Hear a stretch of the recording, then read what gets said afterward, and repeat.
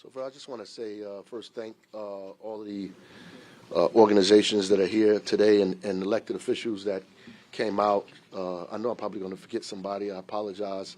Assemblywoman Cleopatra Chucker, Congressman Bob Menendez. So I just saw all of the faith leaders that are here. Thank you for your prayers and all of the work that's going to have to be done because I believe that these institutions will be targeted as well. I want to thank 32BJ, Deputy Mayor Jackie Quiles, Deputy Mayor Ligia De Freitas, Focus, Maritza for being here for Focus, Montana Global, United Community Corporation, Craig Maynard, who's always working with us, UCC, Director of Community Engagement, Elena Minity, New Jersey Citizen Action, New Jersey Institute for Social Justice, Ryan Haygood here, American Friends Service Committee, Black Immigrants Justice Project, Rutgers University Newark, Chancellor Jeffrey Robinson, Rutgers University Newark Vice Chancellor for External and Governmental Relations, Shantae Palmer, New Jersey Citizen Action Financial Justice Organizer Beverly Brown, and more. NTU is here, all of our council people. Thank you for being here, Congresswoman LaMonica McGyver, all the other folks that are going to speak as well. I know I forgot somebody, but just to recap what happened yesterday. So I want to first thank Amy Torres for the work that they're doing in our community and the community partners that are out there protecting folks in our community who reached out to Gabby, who works for us in our office, who jumped on this very, very, very quickly, called us, and we sent our folks down there to the location, to verify what in fact had happened. Obviously, some ICE agents raided a business in our city without a warrant. They went in the back of the establishment. We believe that there were 3 people who they say were undocumented that they detained, but they also detained folks that were, in fact, citizens of this country. One person showed their military veteran identification and was still questioned anyway. People were fingerprinted. Pictures of their IDs and face were taken there. When I got this information, I was appalled, upset, angry that this would happen here in this state, in this country, that this would be allowed. Since we said something about it, I convened my folks. I said, we can't just let this happen and not say anything, that we at least have to say something. And so we did, and here we are. And as a result of that, I've got a series of phone calls and emails that were not too nice. One of them says, oh, you're not going to stand idly by. These are dangerous rapists and murderers that the liberals in this country have protected far too long. You want to defy the federal government? F around and find out what will happen, you little whatever. The problem with this is that none of these people were rapists or murderers or criminals. The problem with it is that ICE went in there without a warrant. And we can disagree on politics. You can disagree with me about the role immigrants play in the economy of our community. You can disagree with me about the fact that most immigrants are not criminals. In fact, they are victims of violence in cities. We can disagree about whether you support mass deportation or not. But what we must agree on is that the thing that separates this country from many other countries around the world is the Constitution of the United States.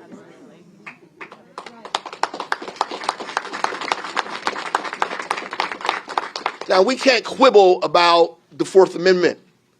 We can't quibble about the 14th Amendment, that everybody has the right to due process, that we should be secure in our person, in our papers, in our property from undue search and seizure. Some smart men came up with this a long time ago, and now it's the constitutional laws that we live by, and nobody has the right to go around those laws, to disregard them. It's a slippery slope when we think it's okay to suspend the Constitution of the United States in order to make a political point or statement. That ICE response in their letter that they put out, they say, well, in a very cavalier way. These things happen. There will be some citizens who we're going to ask for their ID and their paperwork. There are going to be some citizens who we stop and question. So then my response to that is, how do you determine who's undocumented and who's a criminal just by looking at them? And if we allow people to identify us or put us in categories of criminal or any other thing just by the way we look, then we're going back to a time that was very dangerous in this country, specifically for people that looked like me. I got a letter that said we should arrest the store owner. An email, we should arrest the store owner. I mean, this kind of talk in America is not democracy. This is not the Constitution. This is not a nation of laws. And these are people who say they want to uphold the law, uphold the Constitution, that they love this country. Well, what do you love about this country? The right for us to be secure in our papers. The right for us to have the freedom to practice any religion we want. The right for us to speak, right? The right for us to assemble. The right for us to protest. The right for us to speak any language that we want. This is what we love about this country, that we're not persecuted because of our background. We're not persecuted because who we are. We're not persecuted because of what we believe or what we think. What we love about America is the Constitution, right? The Bill of Rights, the things that allow us to do what we're doing today. Say that we want to protect folks in our community, our neighbors, and our family members. That we have a right to protect them, and we will protect them. And I don't care if you write 1,000 terrible emails or call me all day, every day. The fact of the matter is, we believe in democracy in Newark, New Jersey, and we're going to stand on democracy here, and we're going to fight for all of our residents in this city. No matter what that looks like for us. So there's a whole host of people that is supposed to speak today.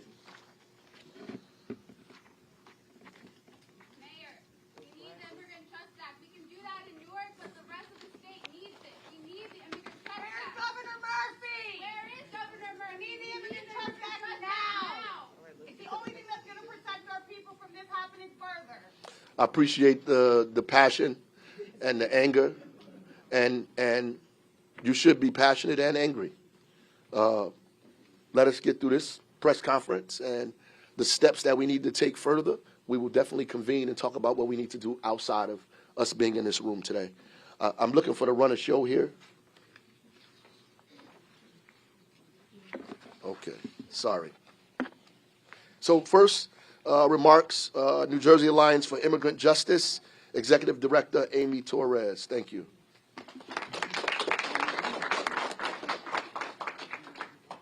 I don't know how many people in the room have had the privilege and the pain of having to speak right after Mayor Ras Baraka, but it's not very easy. My name is Amy Torres. I'm the Executive Director with New Jersey Alliance for Immigrant Justice. We are the state's largest immigration coalition.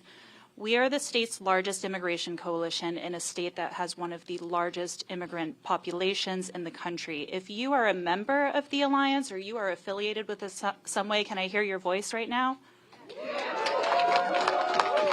And it's because of the power and the strength of this coalition that folks were on the ground yesterday. I want to tell you a little bit about what happened. The Alliance works on policies that empower and protect immigrant communities. And when we're not fighting for additional protections to keep those communities safe, we are out in the community every single day, making sure that people are educated and empowered about the rights and protections that they do have. So imagine my surprise, since the election, the Alliance's Know Your Rights work has gone into overdrive. Since January alone, we've provided almost 100 hours of Know Your Rights activities in Newark and across the state. Our online engagement for Know Your Rights materials is up over 170%. We have an entire storage closet of Know Your Rights cards that now sits empty. The demand has been there, and we knew that it was going to happen. This is one of those bitter, I told you so moments. Yesterday, you can imagine my surprise. I got a call from our Know Your Rights coordinator, Dante. I was not expecting to hear from him because I knew that he had a scheduled Know Your Rights training in Newark. Dante got a call from an organization that he had just trained and met with earlier this month, and an organizer said, I just got a call that there's an active worksite raid in Newark. We need all hands on deck. People don't know what to do, and they're scared. Immediately, we went into rapid response. That meant calling detention and deportation defense lawyers through AFSC to make sure we had an attorney on the ground. It meant notifying the ACLU to make sure that people's civil liberties were protected. And it meant bringing translated materials interpreters on the ground to make sure that people knew what was going on and that they were safe. We dropped everything we were doing, and we happened to get there just as ICE officers were leaving.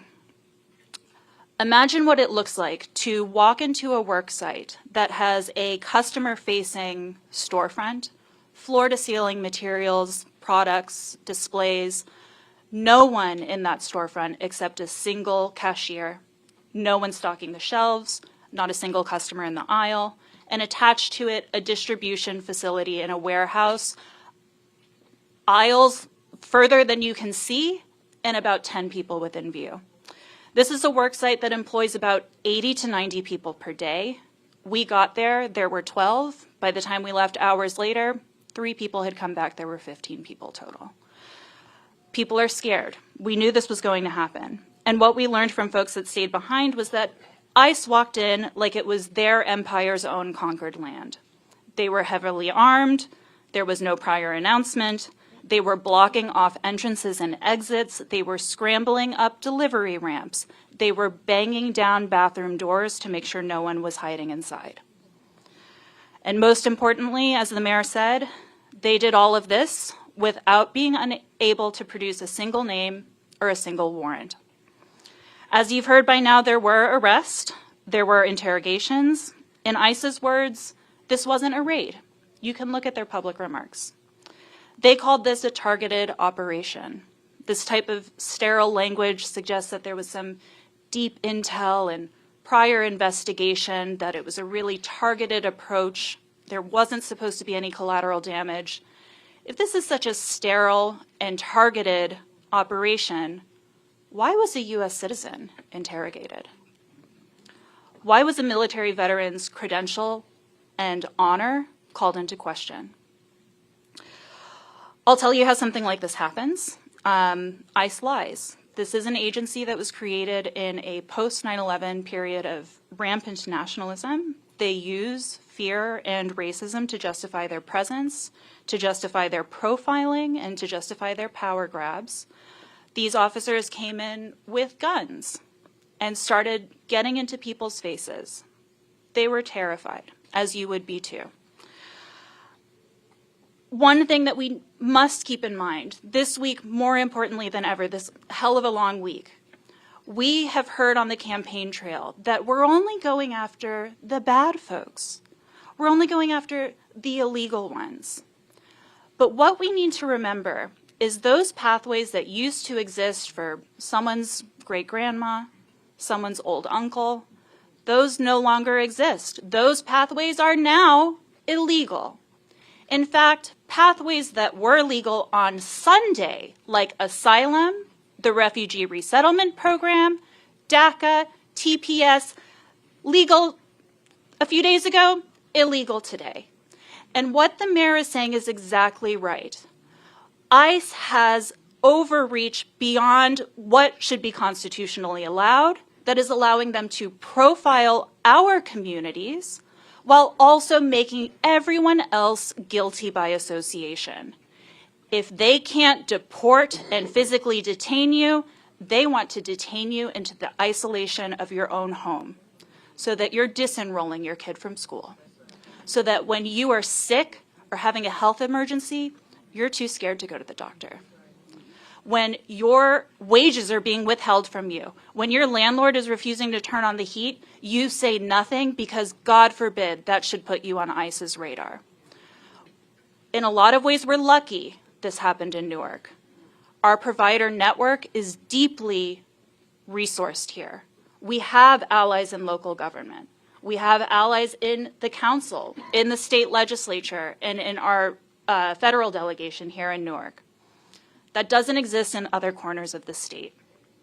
We don't know where else this is happening, but one thing that we do know is there's a bill in the legislature gathering dust that would provide the necessary protections so that folks don't feel detained in their own homes. We already have detention centers opening in New Jersey. We don't need to turn our community centers into de facto detention centers too. It's time to pass the Immigrant Trust Act so our communities have the confidence to stand up for the rights that they deserve, the rights that are part of our state and local law. I want to thank Mayor Baraka. I know he's been a vocal supporter of the Immigrant Trust Act. I want to thank our partners here. ICC and Casa de Don Pedro in particular have just been part of Know Your Rights trainings days ago. And there's so many folks in the room who can answer those questions about Know Your Rights and some of the speakers to come to. Thank you very much. Thank you. Congresswoman LaMonica McIver. Thank you, Mayor. Before I get started, I'm going to ask my colleague, Rob Menendez, who is here, my counterpart from the 8th District, to join me. So good morning, Mayor Baraka, City Council members, and all of the elected officials that are joined here today, all of the organizations, and to the press. I wish we were all gathered here under better circumstances, but unfortunately, we're not. The event that unfolded yesterday was despicable. As we've heard over and over again, ICE agents enter a business without a warrant, threaten community members, and harassed and held immigrants, citizens, and even a veteran of our nation's military. My office reached out to ICE demanding answers on how exactly yesterday's raid was allowed to take place without warrant and without justification. Still, no answers.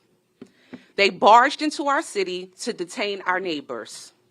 Trump's attacks on immigrant communities is now at our front door.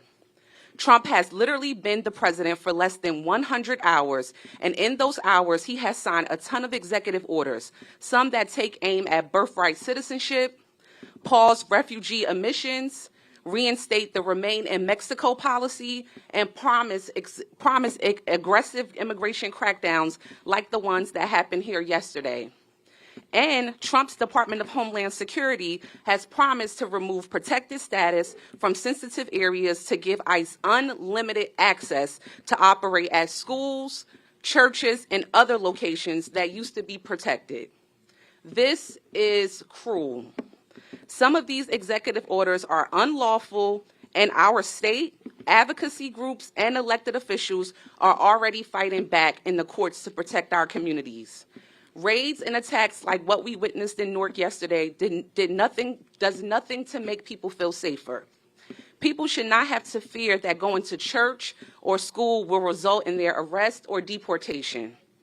Parents who have babies in our country should not be told that their child who is born here is not a citizen. That goes against our Constitution. I understand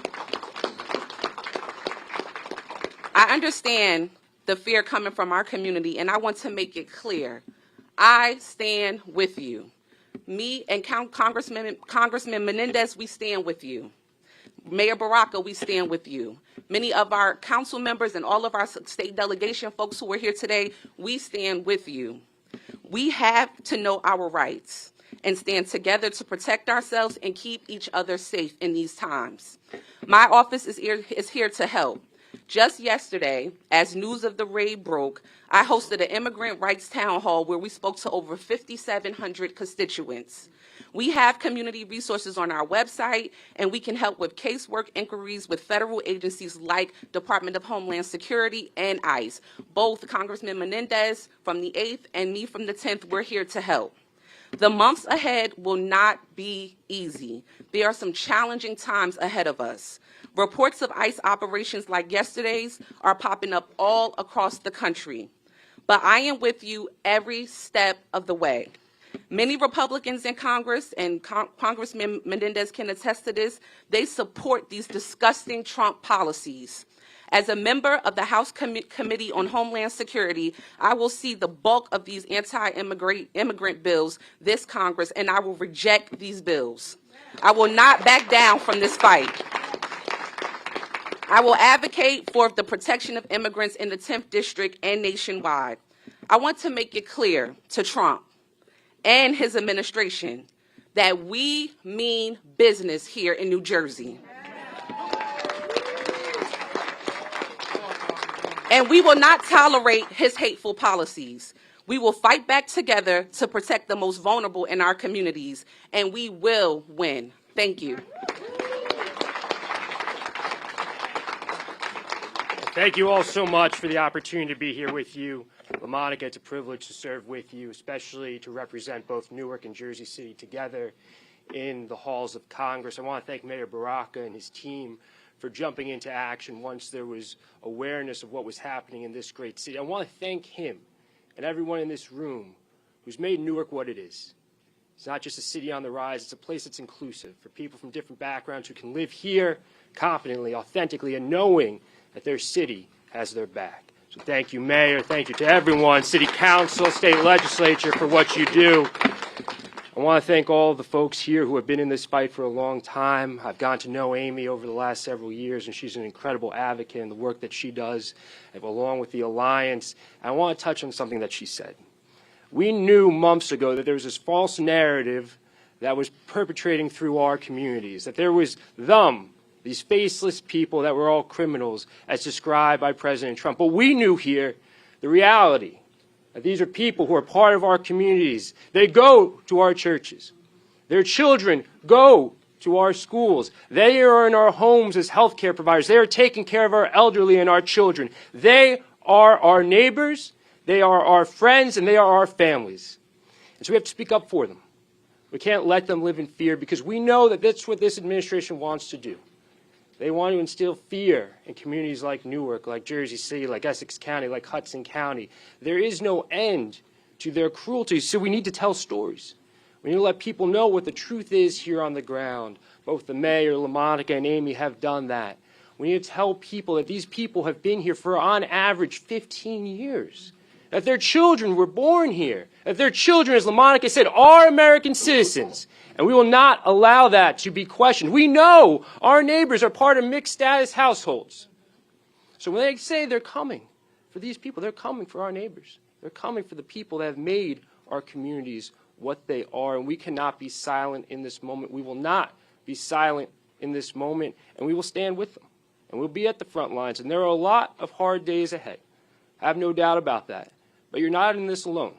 You have a group of people here who will be in that fight with you. And we'll be in the fight until this country starts to move in a direction that we know it should. One that is inclusive and reflects who we truly are as a country. So thank you so much.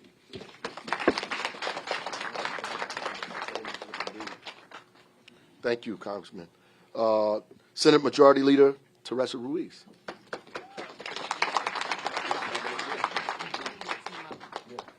If I can, point of personal privilege, just ask my district running mates, and I see my other colleague here to join me on the stage. Assemblywoman Shanique Spate, Assemblywoman Eliana Pintor-Marin, Assemblywoman Cleopatra Tucker, and forgive me if I've missed someone, but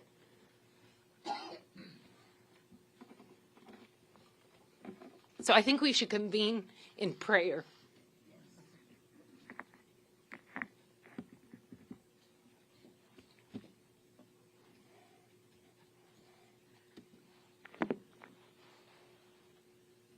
I'm afraid,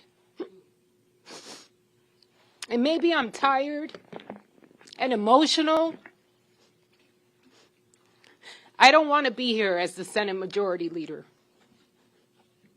I'm here as a mother, as a Norker, as a first-generation Puerto Rican born here, even though I have American citizen rights because of the relationship of the colony. I'm here with written notes because I knew this was going to happen to me today. Because you know what my biggest fear is? That this happens inside of a classroom. Okay, I'm going to get it together.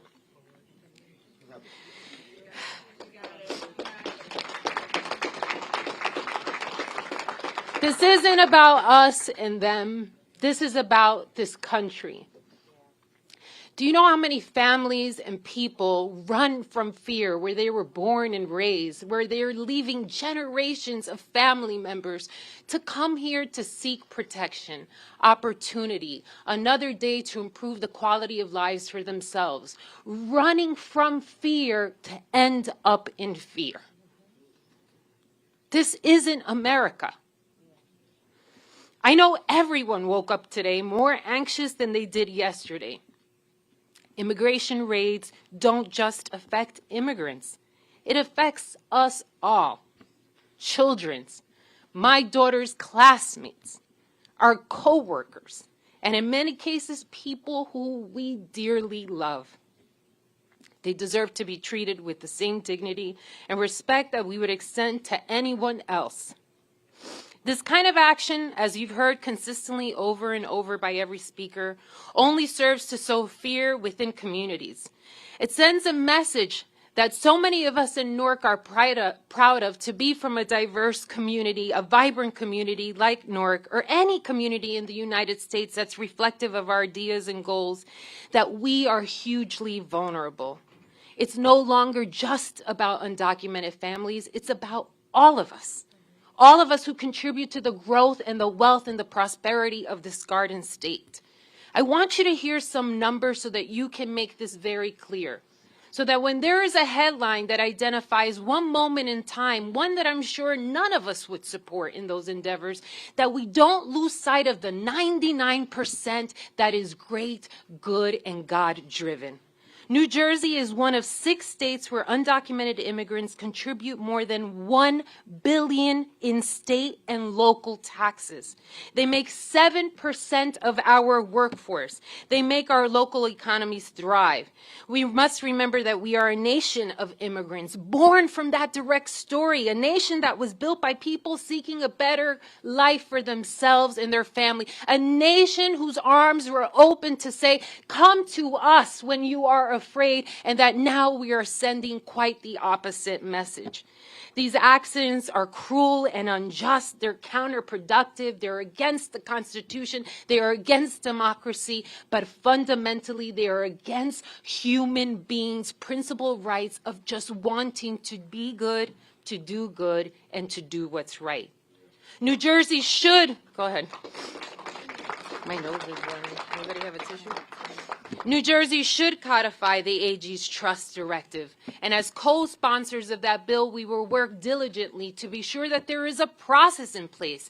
Because what has transpired has just created confusion. I would love to get some kind of marker today as to how many people didn't show up to work and what that does. How many school children are missing a day of academic success and growth because their parent was afraid to get on a bus and get in front of a school and drop their child off? I would like to see that impact. You see, some of you don't know what my dream is. My dream is to go play the Powerball and win.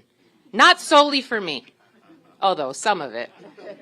But if I could afford to cover and feel every undocumented family, make them safe for a day or two and just say, I got your back monetarily, I got your back legally, I got your back with policy and protection, but I don't want you to show up to work. Just so this country can see that their tropes and stereotypes are detrimental to the success of our communities, of this nation. So they can just see a moment in time of what the reality is versus the propaganda, of what the truth is versus dishonesty, of what love doesn't look like. And so I'll leave you with this. I'm one, but I am mighty, and I am powerful, and I am emotional, and I'm a woman, and I'm a mother, and I'm a Latina, and I'm a director, and I'm a Senate Majority Leader, but I am a Norker. My dad chose to come here different than the experiences of people, not with obstacles like other counterparts have had. His friends who were not of American citizenry had a pathway. How can you punish someone for doing what's not right when there is no direction to say go here because this is what's right?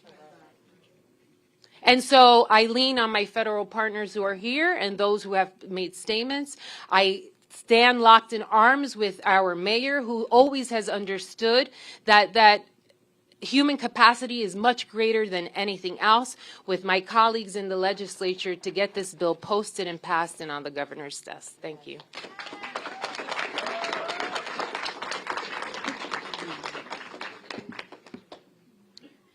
So I'm glad that Teresa got emotional so that I can have a little bit more time. Obviously, I was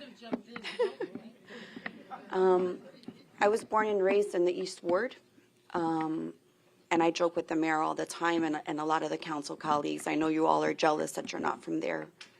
But what makes the East Ward so special is the strong immigrant community that we've always had. When my parents came here, they were lucky. My aunt was here years before, and my aunt did a letter of calling for my dad. Or else, Mayor, when I would be born here, I wouldn't have been a citizen, according to our new president. This country gives the opportunity that nowhere else you have the opportunity. If you work hard, really hard, you can make a living. If you work really hard and you make sure that your kids go to school, who knows, you might end up being in a state legislature. You might even be able to run for something else one day. But the thing is that our children, as Senator Ruiz said, are not the culpable ones. They shouldn't be going to school in fear. 50% of appointments that are made at some of our FQHCs since yesterday to today have had cancellations. We need to make sure that our neighbors understand that they are fearful, and that's okay.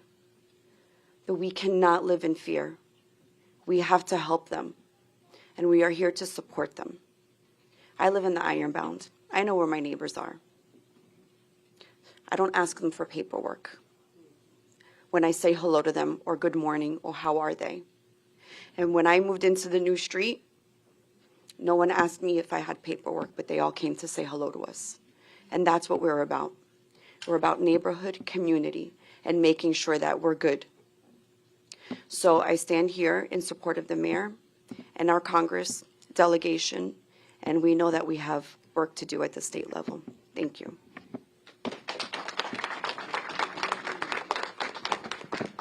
Good morning, everyone.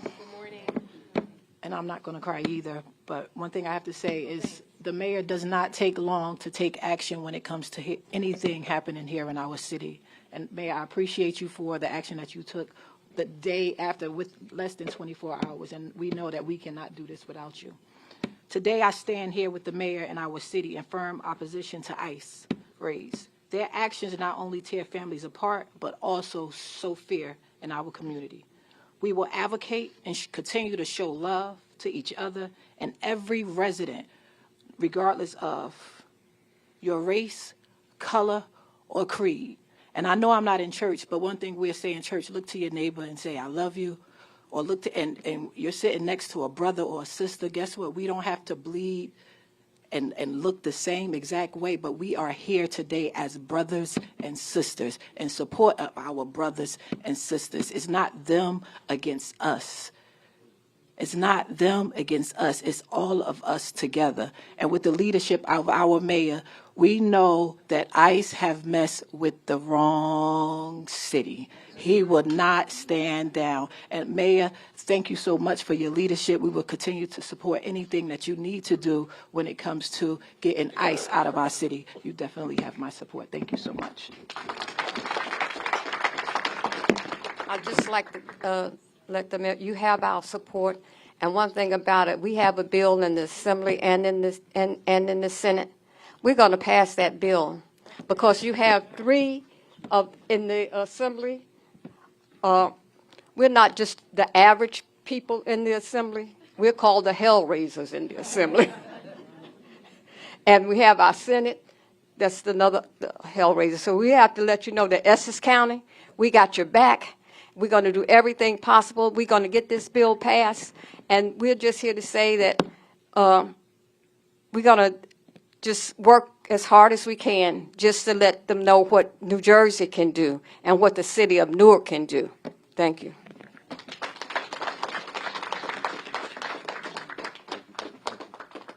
Thank you. La Casa de Don Pedro CEO, Peter Rosario. There you go, right behind me. You stand up here. And I'm going to ask Hazel and Craig Maynard to join me. And we're at a time where we need each other, so we're going to stand together.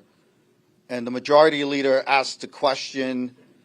I unfortunately have the answer. At 7:15 this morning, a lifelong black Newarker texts her supervisor to say, please make sure you have this number and call them if I'm detained. Because in Newark, we know that it's not one person's problem. It's all 300,000+ of our problems. We did a training in schools, and we had to debate with 3- and 4-year-olds and infants and toddlers what the code was going to be. Is this going to be an active shooter code? Is this going to be a shelter-in-place code? What are we going to do? Will they leave their guns in the lobby, or will they bring their guns with them into our classrooms? These are the real questions that we as providers, we are not politicians. Our arena is service and the community. But we know that here are elected officials. I've been blessed to be a leader and a nonprofit leader in a lot of different places. And you have to tell the elected officials about your organization. In this city, they tell me about the legacy of La Casa de Don Pedro, about the legacy of ICC, about the legacy of UCC, because all of our organizations were founded by our elders in the time of community rebellion, and we are here to stay. You will see flyers, Know Your Rights, that we borrowed from Amy, and each one helps one. We've already told 3 school districts, just cut La Casa de Don Pedro off the top, put your school district label on it. Same thing across the country. Feel free to go to lacasadonpedro.org, Know Your Rights. The flyer is in 7 languages. We will be producing more languages. And we want people to know that there is a 4th Amendment. They have rights. I will say a few words in Spanish before I turn it over to my colleague Hazel. Para la comunidad, queremos dejarles saber que hay derechos. Y tenemos derechos, y lo que están oyendo en la noticia es contrario a este país. El país que nosotros conocemos, que nosotros amamos, que nosotros, los padres, si fueron nosotros o fueron nuestros padres, se puso en riesgo legalmente o sin documentos para venir aquí, para cambiar la vida de mejor. Y queremos correr la voz, ayudar a nuestros compañeros y compañeras, darle la información y estar seguro que nosotros vamos a estar con ellos y que todo el mundo vamos a sobrevivir esto. Porque siempre nosotros sabemos las palabras de Celia Cruz, cómo ella terminó sus canciones. Azúcar. All right? So for those who don't know the reference, Celia Cruz always reminded us, it sounded like a tagline in a song, azúcar, sugar, but it was really a mantra and a rallying cry for Latinos to remember that no matter how much you other us, no matter how much you make fun of our accents, the color of our skin, or who we are, we will bring sweetness, we will bring love, we will bring passion, and we are building the American dream every day in this country. Thank you.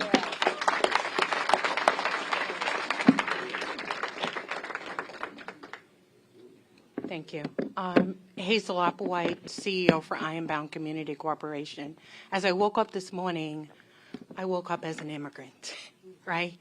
And as I left my house this morning, actually my husband said to me, you ain't never left this house this fast before, and you're just like speeding out of this house. And I said, yeah, because this is personal to me, right?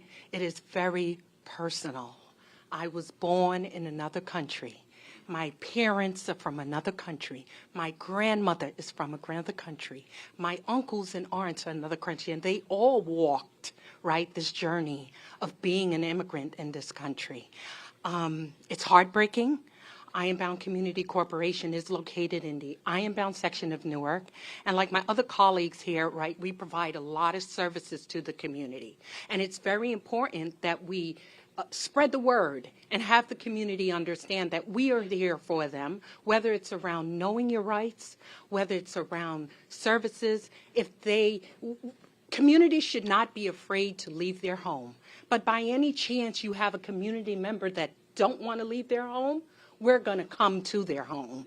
Yeah. We are going to come because no one, absolutely no one, should be without food, going through mental health issues. Do you understand the trauma that families go through? You heard my colleagues and elected officials talk about the journey of coming to America and why some of these folks have actually came because of the trauma they're facing within their countries. And now to be faced with more trauma? Think about the mental trauma that they're having right now within their home. We're doing Know Your Rights trainings. We're doing food distribution. We're doing mental health services. If you need someone just to chat to, my staff is there. If you just need, your kid to be brought to school, because another thing we have to think about, our children are the future. And when you have your kids staying home, remember COVID. After COVID, our kids came back, and let's take a look at the literacy rate. Could you imagine now the impact of parents being afraid to take their kids to school? That's another setback for our future. And at the end of the day, I'm going to retire, and most of us around here are going to retire, but our kids are going to move forward, each and every one of us legacy. So it is very important that we understand the impact that this have on our children. So I am asking and pleading everyone to let's bind together. I love Amy's organization. We've been working with them on a Know Your Rights training. They were at our office, many times talking to us. As a team, I would say, La Casa and myself, we've been preparing for this for a very long time. And folks who told us that it wasn't coming, we just looked at them like, I can't convince you that this is coming, but I'm going to be prepared when it's come. So let's bind together. Let's understand where the resources is, and let's ensure our community understand what their rights are. That's very important. You have rights as a citizen, as a non-citizen, as someone who lives, works, and brings money into our economy. You do have a right. As a human, you have a right. Let's take away all the politics. Just as a human right, you have a right as a human.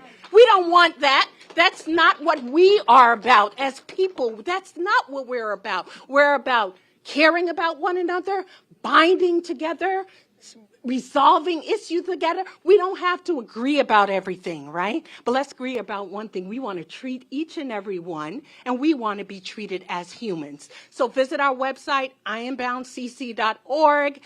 Spread the word that Ironbound is definitely here, and we stand in solidarity with our elected officials and the mayor of our wonderful, wonderful city. Thank you.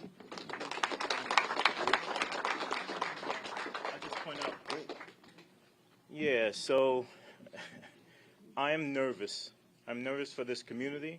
I want to thank Peter for giving me chills, because you pointed out that we're also dealing with in-school shooting, but now what happens? When a child goes to a school, they're supposed to be safe, right? We're supposed to nurture them, educate them, but now they're afraid. Maybe they're afraid of going home and nobody's home because ICE came there.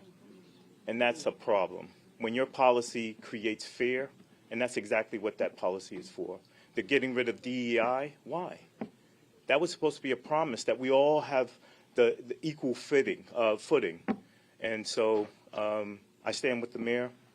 UCC stands for this community, and we're going to be open, and we're going to be ready to help those communities that need us most. Thank you. We almost there, y'all. We almost there. So I want to bring up the Minister Council President, C. Lawrence Crump, Councilman, from the East Ward, Mike Silver, and I know we have some other council in the audience. If you want to come up, please while they're here. So.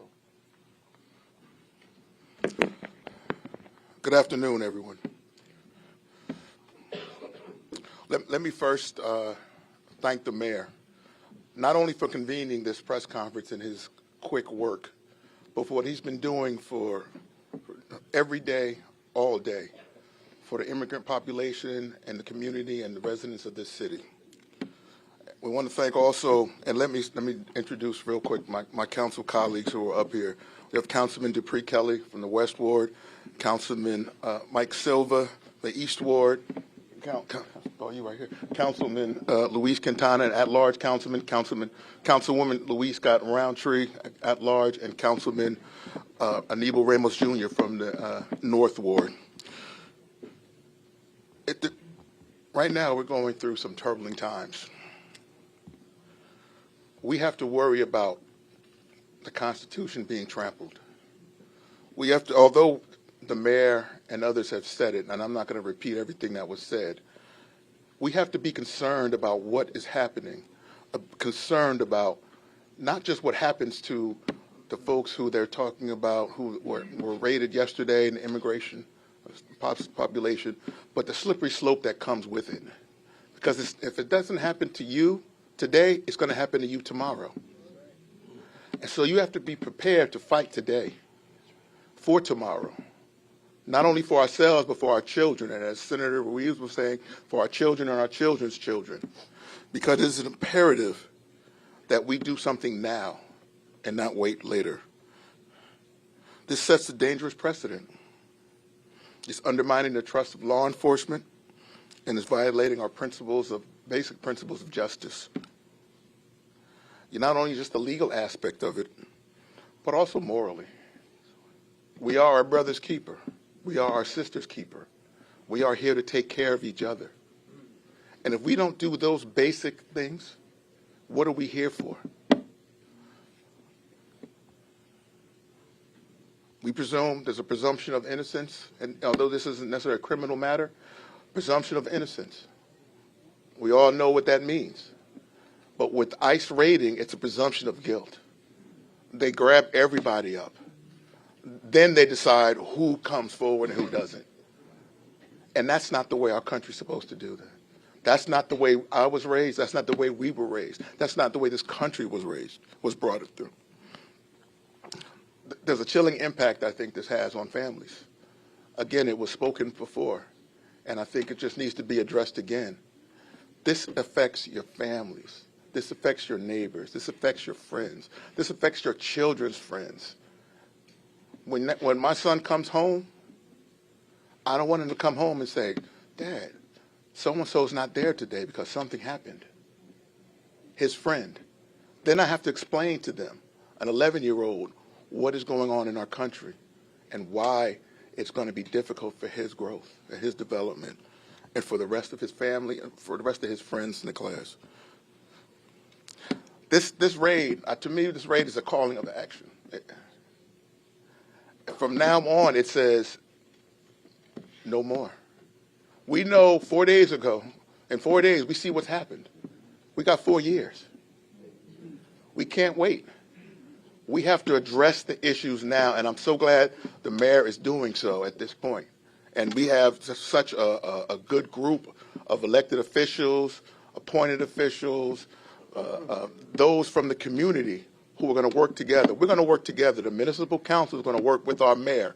It's going to work with everyone to make sure that these raids do not continue.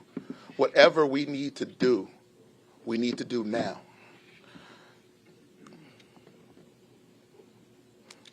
And just to end this, and I just wanted to stress this, some of these folks in the room, some of these folks looking at the camera, looking on TV, are saying it doesn't affect me. It's not going to affect me. But the reality of it is what affects one of us is going to affect all of us. So we all need to get behind and do what we need to do to ensure the safety of our community, to ensure the safety of our residents, who we love, and who are our neighbors, who are our friends, and who we care about and continue to care about. And that's all I just wanted to say today. Thank you.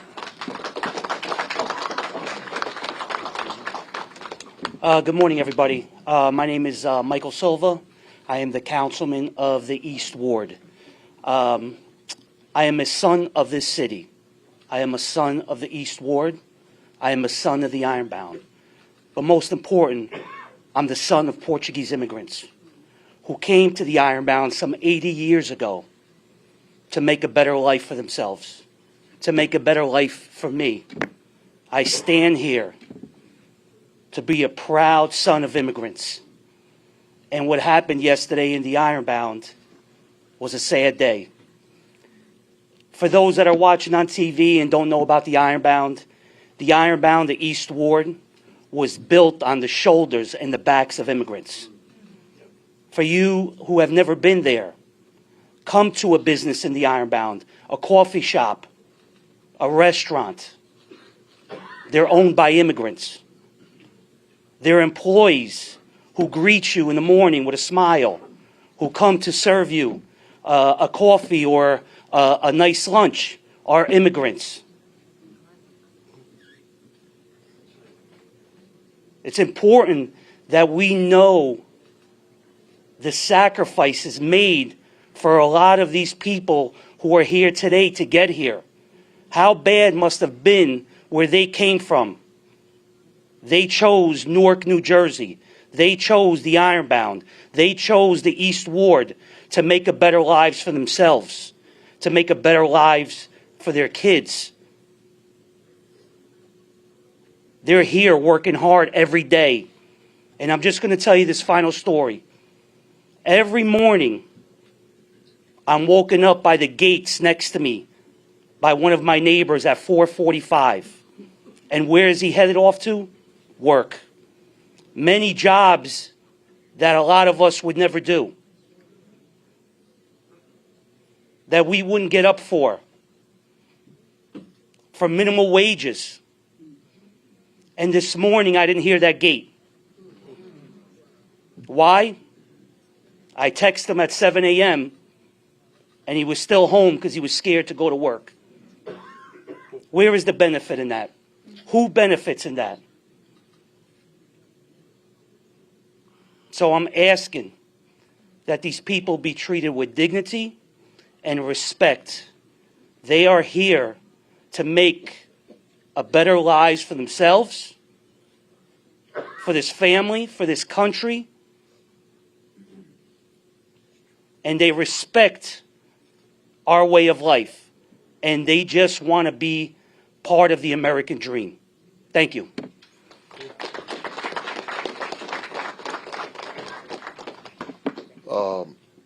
American Friends Service Committee, immigration attorney Alex Goncalves-Pin. Hello, everyone. I have the pleasure or displeasure of wrapping us up here and following all of my esteemed colleagues and all of our incredible elected officials. But before I proceed, I just want to acknowledge the volume of people in this room. In such dark times, it is so heartening to see the community responding in the way that it is. There is power in numbers. The numbers will grow, as will our power. My name is Alexandra Goncalves Peña, and I am legal director at the American Friends Service Committee Immigrant Rights Program here in Newark, where we have had the honor of representing immigrants in New Jersey in immigration matters for close to, actually over 30 years. Yesterday's ICE raids serve as a stark reminder of the profound impact that President Trump's attack on immigrants has on both immigrant workers, employees, and local businesses. While the event experienced yesterday was chilling, and it was chilling, business owners and employees need to remain calm and take proactive steps to protect themselves and their workers moving forward. That is why I am here, to share some important points that I am hoping that we can share widely with community members so that we can respond proactively, calmly, and as well as possible. Business owners and employees in New Jersey, take the time now to learn about your rights, the rights of your employees, the rights of your managers. Organize training sessions for all staff members. These trainings will cover the rights afforded individuals, including immigrants, under the United States Constitution, understanding the distinction between judicial warrants, subpoenas versus administrative warrants and administrative subpoenas. There are differences. We need to know what they are. Your rights under the Fourth Amendment, and importantly, the limitations on ICE agents' ability to access the workplace, because there are limitations. They cannot run roughshod. Following the training, implementing and maintaining strong workplace policies that safeguard workers' rights and ensure an environment free from fear of apprehension and deportation. If you do experience an interaction with ICE in the workplace and encounter ICE officers, document the situation thoroughly. Collect information, including the names of arrested workers, to assist families and securing legal representation afterwards. We have to respond as a community. Time is of the essence. Connect with community resources. As my colleague shared earlier, notify, know your rights, right? Notify employee unions and local immigrant rights groups about any ICE activity. Maintain connection with your community response efforts to stay informed and supported. And importantly, and I will share this number a couple of times, if you know of an individual that has been detained by Immigration and Customs Enforcement, please, you can call our Deportation Defense Hotline at 973-474-9861. Again, this is for individuals that have been detained by Immigration and Customs Enforcement. 973-474-9861. We must acknowledge that the current climate of hostility toward immigrants not only jeopardizes individual lives, but threatens the fabric of communities and the businesses that sustain them. Yesterday, as I was speaking to some of the impacted individuals during the raid, many of them commented to me, what do they expect to happen? Are they going to do this again and again? Our city is going to shutter. We will not allow that to happen. As we face these challenges, let us stand together, business owners, workers, immigrant rights advocates, our elected officials, pass those bills to confront the violence directed at our immigrant community members collectively with focus and resolve. Thank you very much. So I just want to thank, obviously, everybody for coming out and being a part of this pretty long press conference. But it was necessary, and we thank you. And so we're opening the floor to the press for a couple of questions on this topic. Mr. Mayor, just a couple of questions. Obviously, the warrant and the idea of it is a very big in the situation. Can you just tell us exactly how you know that no warrant was issued? And also, have you spoken, you heard back from ICE or HSI, and also with this local business where they came to? Have you talked to them? Have they given you anything, even like surveillance video that shows the ICE officials walking? Our folks have had extensive conversation with the owner, with the people that were in there, with some of the community advocates that were there as well. So there've been extensive conversation. There is no warrant that anybody has seen. They didn't produce one then, and they haven't produced one still. So it would seem to me that they know that we keep saying there was no warrant, that they would have shown it by now. Right. They didn't have permission to get inside, right? They have no warrant. Mr. Mayor, I wanted to ask you, we do know that prior to the inauguration, there was a standing sensitive location policy that governed critical places like churches, hospitals, Right. and schools. That changed overnight. What are the consequences for you leading a city of this size where you have responsibility to run those facilities? What are the things that you're doing proactively? And has Governor Murphy reached out to you or the Attorney General, Mr. Foster? Well, I haven't spoken to any of those folks yet, and I'm sure I will.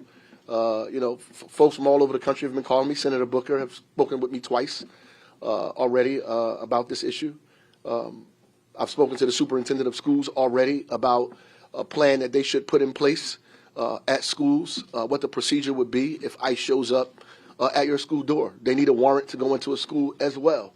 I was a principal of a school, so I know police cannot just come into the school without a warrant. We know this. They can't go into churches and do that, or any houses of worship at all and do that either. We have a Constitution of the United States that we want to uphold.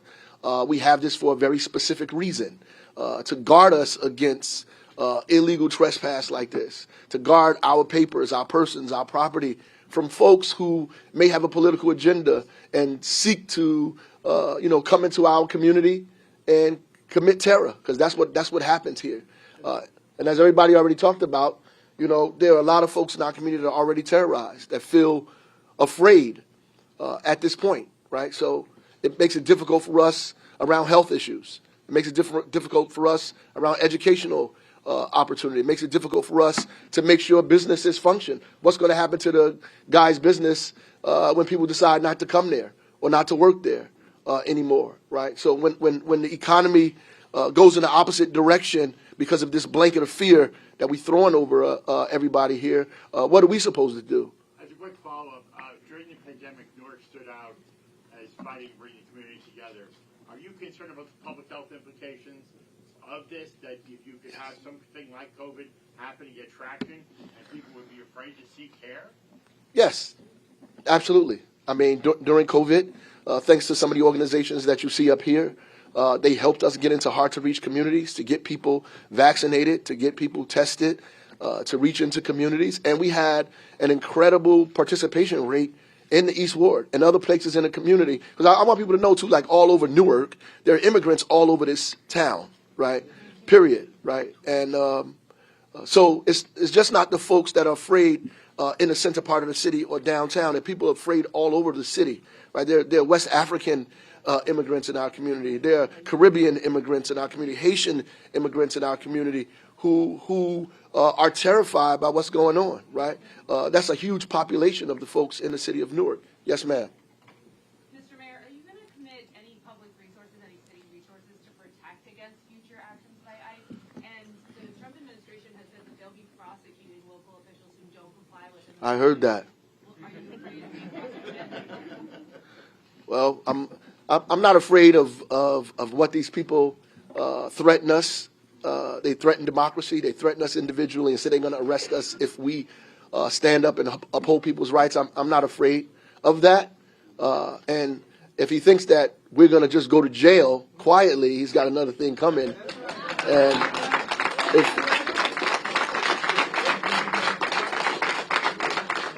he might have he got to send the right people to Newark.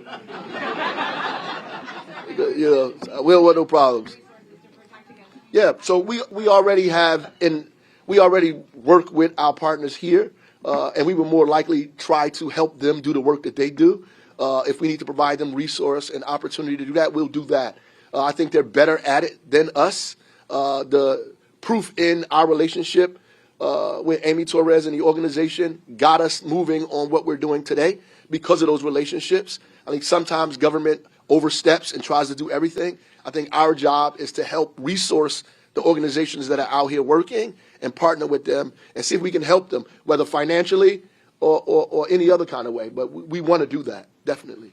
Yes, yes. What's the name of the business that was raided? I promised the business owner that I would not divulge his business or his name. Yes. Yes. What is in place right now to prevent this from happening tonight or tomorrow night or the next night? Do you have any idea that no more places here in Newark are being targeted right now? Well, no, we don't. And that's the reason why we're here. We don't have any idea what's going to happen. The precariousness of our lives, right now, is very obvious and clear that these people are willing to do anything at any time. What we can do, what we've shown here today, is mobilize ourselves to protect ourselves at any given moment, right? And I was telling my folks we met, I wish that I was in that store. when this thing, when it was happening, I wish I was in that store at that time. I really do. I think we'd be having a different news conference today. Mr. Mayor, what's the step is the city of Newark helping protecting undocumented immigrants for illegal immigration rights? Yeah, we're working with our partners here who are doing that work already. We're going to support them. We're going to continue to support them, and we're going to continue to sit down with them. We've been working with them to try to make sure ICE doesn't move into a facility here in the city of Newark. We've been working collectively to try to prevent that, right? Obviously, there are people who work in City Hall who, without divulging, who folks are, at the end of the day, that we have to protect. That we have to protect, right? We give people an opportunity because that's, as I said earlier, that's what they came here for, opportunity, right? My grandparents showed up here from the Carolinas with probably cornbread and collard greens in a brown paper bag and everything they owned in a box. Got off the train here, became a social worker and a postal worker. My mother's family, a seamstress and a truck driver, trying to find opportunity for themselves away from Jim Crow South. And their grandson became the mayor of the state's largest city, right? So we relate to all of the things that we're talking about today. Yes, sir. Is your concern primarily that ICE has acted beyond the scope of its authority by performing a raid without a warrant, or do you want ICE out of the city entirely? Well, it is clear that ICE is violating the law, and we don't want them to have any detention center in the city of Newark at all. We don't want an ICE detention center in Newark. We don't want that, right? What we are concerned about, and what you should be concerned about, is the erosion of the Constitution of the United States. That is fundamental to this. And whether we're debating, because I can disagree with all of these people that are out there that are saying all this crazy, these tropes, these things that are just wrong and ignorant and foolish and ahistorical about immigrants and what they provide to this country. Because some of the people that are saying that are children of immigrants themselves, right? So who are saying these things, whose mind obviously has been eaten by this foolishness that has been put out here in this culture today. But ultimately, the fundamental thing is the minute we allow the Constitution of the United States to be eroded, that becomes everybody's problem. It's a slippery slope because today they'll go into a store and violate those people's rights without a warrant and go in the back and get people out of there. Tomorrow they'll come to your house. What's stopping people from saying you're undocumented? What's stopping people from saying you're a criminal? For lining me up and say I just came here from Haiti or I just showed up from another place. What's stopping people from doing that? Except the Constitution of the United States and the people in this room. That's it. Last question. This brother here. Go ahead. Last question. As an immigrant, one of the reasons we are here is because we believe in the Constitution of the United States of America Right. and the people of the United States of America. We will continue to fight, and we're going to continue to support one each other, whatever you need. So we're here to give the support. Right. I thank everybody. I'm not going nowhere. I'll be here, but thank you. Appreciate you guys. God bless you.